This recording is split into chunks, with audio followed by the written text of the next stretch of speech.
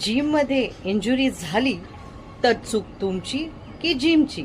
लक्षात ठेवा, सेफ्टी हा तुमचा राईट आहे.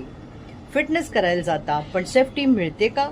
ॲज अ कन्झ्युमर तुम्हाला राईट टू सेफ्टी मिळतो अंडर कन्झ्युमर प्रोटेक्शन ॲक्ट. म्हणजे काय? जिमने सेफ एन्व्हायरमेंट देणं मॅन्डेटरी आहे. पण ॲक्च्युअलमध्ये काय होतं?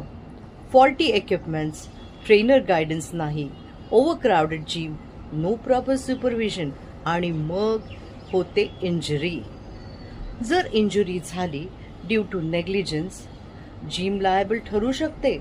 तुम्ही कॉम्पन्सेशन क्लेम करू शकता. हा फक्त ॲक्सिडेंट नाही, लीगल इश्यू पण होऊ शकतो. जिम जॉईन करण्यापूर्वी हे चेक करा. इक्विपमेंट्स प्रॉपर मेंटेन आहेत का? ट्रेनर अवेलेबल आहे का? सेफ्टी इन्स्ट्रक्शन्स फॉलो होतात का? इमर्जन्सी सपोर्ट आहे का? तुमची सेफ्टी तुमचा राईट आहे. फिटनेससाठी जिम जॉईन करा, पण रिस्क घेऊन नाही, राईट समजून.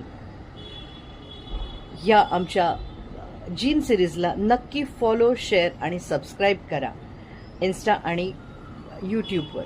तुमचा कायदा, तुमचे हक्क, सरळ सोप्या भाषेत. नमस्कार.